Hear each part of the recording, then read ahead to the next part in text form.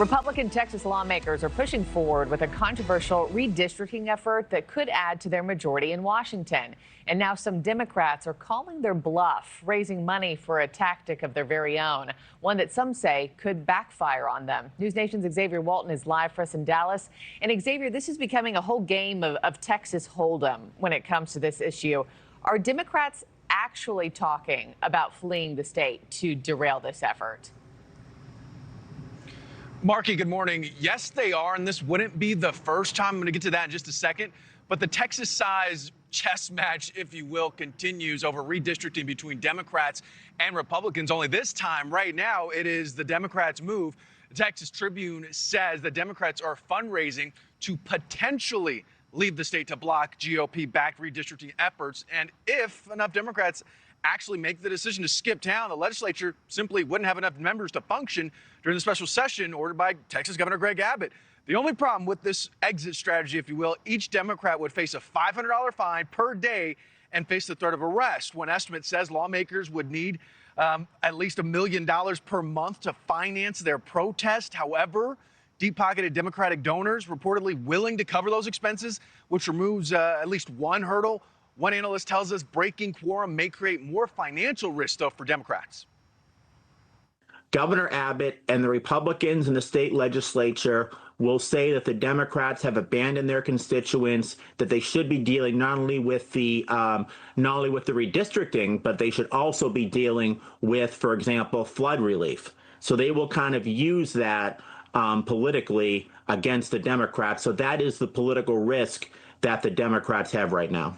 Boy, oh boy, oh boy, oh boy, oh boy. So we got to talk about ghetto Democrat Jasmine Crockett in full-blown panic mode over these new maps that are being unveiled by the Texas Republicans in regards to their redistricting effort in order to squeeze out more Republican seats for the midterms. Now, this is a big deal, and Democrats are boo-hoo-wine and crying about this because Democrats have gotten away with gerrymandering their states to the point where Republicans can't compete fairly, and now they're upset because they're getting a taste of their own medicine. This week's other big story, the redistricting debate. This is a massive one, and this is the effort now to redraw congressional boundaries that could help Republicans gain more seats. We finally know what the redrawn maps could look like, and Democratic lawmakers are already responding. In this great country, our system that was gifted to us by the framers of the Constitution should be one where the people of Texas are able to decide which elected officials have the ability and honor to represent them in Washington. In Texas 32, they put Carrollton and paired it almost to the Texas line with Louisiana. 150 miles, a 3-hour drive from one end to one end. It's a deep stretch to pick up so many pockets of community colors here in our urban areas and just marry it out there. Communities have different needs. Urban areas have different needs than rural areas. Well, you just heard from Congresswoman Julie Johnson, who represents District 32 in the Dallas area. It's one of the districts targeted in the new proposed map that Texas Republicans unveiled on Wednesday. Take a look at this. I want to share it with you because we've put a map up of the boundaries as they're currently drawn on the left. The map with the proposed changes, that's over on the right, so you can sort of see that there. You can see a very big difference. Caroline Vandergriff has been following the story and tells us what else can come of this. Republicans in Texas currently hold 25 of the state's 38 congressional seats. The new map ups the total they could win to 30. Texas Republicans are going all out. They're trying to fulfill Donald Trump's goal of flipping 5 Democratic-held seats. The GOP had to dramatically alter several North Texas districts to do so. District 33, which is currently represented by Democrat Mark Vesey, has been moved out of Tarrant County completely.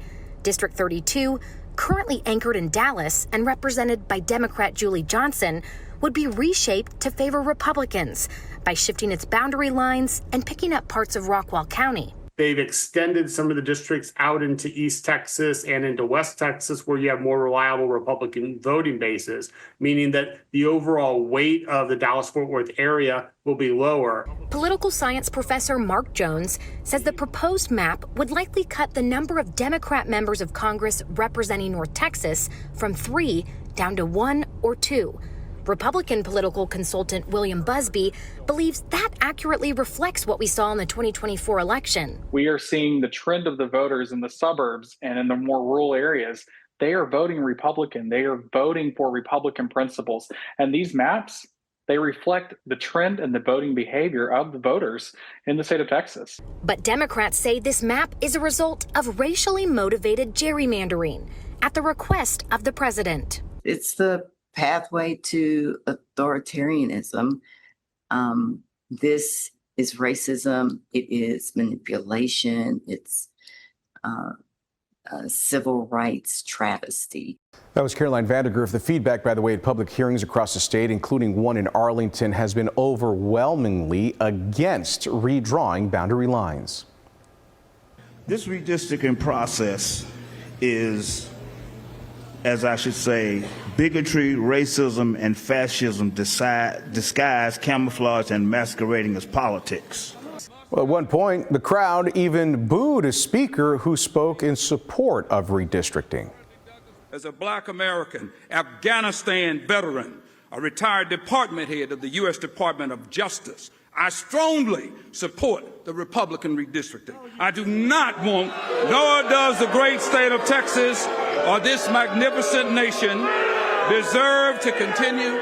The gentleman is recognized to continue his testimony. I do not want the great state of Texas or this magnificent nation deserve to continue seeing systemic gang and street violence, a plummeting educational system, communities deteriorating, men and women's sports, etc., while Democrats sit quietly and fall to condemn or acknowledge the systemic moral decay. And now Democrats are upset. They're boo-hoo-whining and crying, saying that, no, we want race-based gerrymandering, right? We want gerrymandering based off race.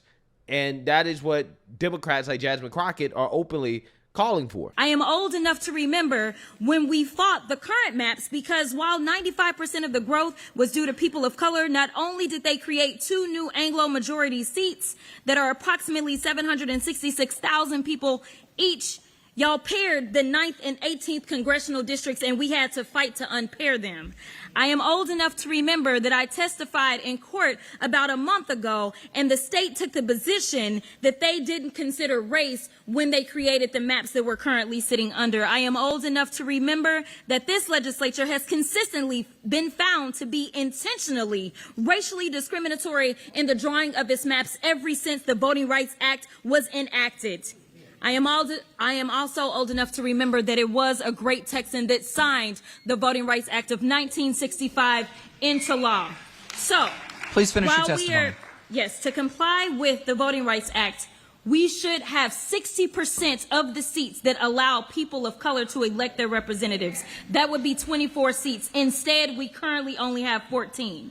The ultimate measure of a man is not where he stands in moments of comfort and convenience, but where he stands in times of challenge and controversy. I am asking you, in the words of MLK, where will you stand? Thank you for your testimony. Yeah, so you see that, you heard that. I want you guys to understand. Democrats are boo-hoo, whining, crying about the GOP maps being racist, while at the same time advocating for maps drawn based off race. So they are for racist maps, okay? They're just not for Republican racist maps, right? They're just for racist maps that they agree with. That is what Democrats are currently fighting for, okay?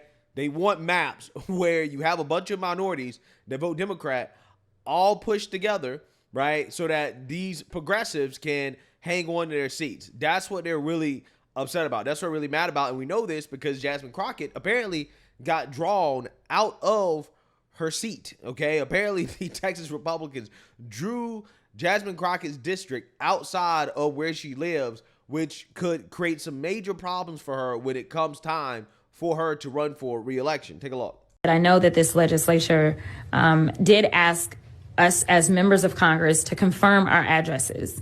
I don't know how many of us actually still reside in the districts that we represent. I do not currently reside in my district based upon the plan that has been drawn, which is another red flag, in addition to courts consistently looking at how many people have been moved. Yeah, so you see, now you heard that. Now, why is Jasmine Ratchet panicking? Again, it's obvious, because Texas redrawing this map puts her in a very, very, very interesting situation due to the fact that her residence apparently was redrawn outside of the district. Now, this effectively dissolves her traditional district community, and Democrats are being packed into fewer, safer districts. So, for example, the map relegates Democratic voters into super safe urban districts and spreads others thinly into surrounding GOP districts.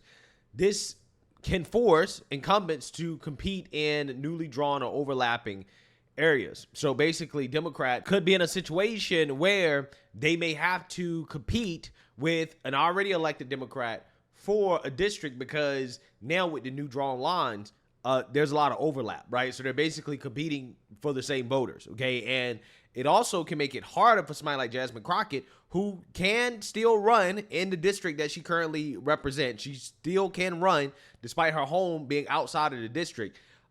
She now, though, is going to face a district that has voters that aren't as familiar, okay? Even though it's still going to lean pretty Democratic, it might not be a progressive district. It may open up Jasmine Crockett to a primary challenge, because Jasmine Crockett could end up being too woke for the new district, right? Because again, she has to appeal to unfamiliar voters, voters who may not necessarily like her, which could force her to run in another district if she faces an unfavorable primary challenge, okay? If Jasmine Crockett is too woke for the district that she's trying to appeal to now, then yeah, that could be some problems, okay? So that's why she's panicking. But just remember, the Democrats signed up for this, that this is the game they wanted to play, and now they're getting a taste of their own medicine.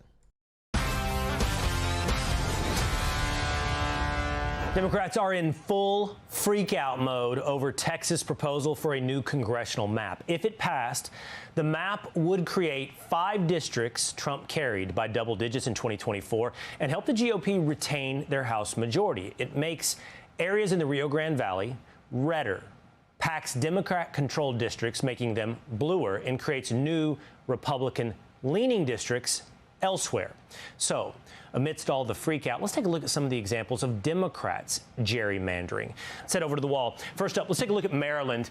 In 2016, Republicans won 37% of statewide votes for the U.S. House in Maryland, but they only got 1 out of 8 seats because of the way the congressional districts are drawn in Maryland. Maryland's not the only one. It also has occurred in California, in Illinois, and across the country. Let's show you exactly, though. Let's scoop in on Maryland, take a look exactly how they drew these districts. I think if you can, I don't know how tightly you can see this or come in on this, but you can see the 3rd congressional district in Maryland. I mean, it's got lines going every which way. All the way around Annapolis, it's shaped something like, I don't know how to describe that, like a serpent. Or the 4th congressional district, look at this, winding its way around, trying to get closer to Annapolis. That's the definition of gerrymandering, making geographically odd districts to get the voting base exactly how you want it. By the way, in 2022, it got struck down so bad a court took the map and called it illegal. But this is Illinois. They're also guilty of gerrymandering. Their 2020 map, it drew Dems. It wiped away all 3 toss-up districts in the state, and even threw out 1 solid Republican district, giving them almost a net of 4 new seats in Illinois. So why the freak out over the Texas map? Joining me now is Texas Public Policy Foundation Vice President Chuck DeVore. Chuck, it's great to see you. There's a lot of freak out because it's potentially the case that Republicans can pick up 5 seats in the House if Texas is successful in redrawing its map. But has Texas done something different than any of these other states? No, Texas is not doing anything different at all. And in fact, other states have done mid-decade redistricting. You saw that in Pennsylvania in 2018. Look, this is all about politics. It's all about power. If you look at Texas today and what they propose, once Texas is done, if in fact this gets passed, and that's an open question, by the way, then Texas will still not quite be as gerrymandered as California. So even with all that effort, California still squeezes out more votes per seat than would the proposed Texas seats. Yeah, so you see that, you heard that. Okay, Democrats don't like having a taste of their own medicine, right? Clearly they don't like that. And Texas Democrats are so desperate to stop this redistricting effort that they have now fled the state. Yes, Democrats have fled the state of Texas to Chicago in order to stop the Republicans from moving forward with this redistricting.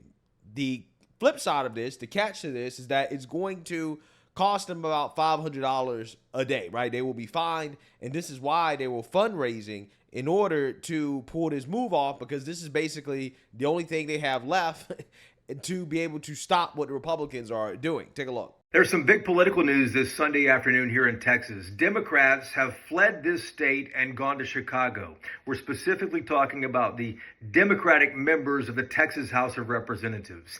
They flew to Chicago this afternoon. They're planning on a 7:15 news conference this evening, and they're going to have the governor of Illinois, J.B. Pritzker, with them.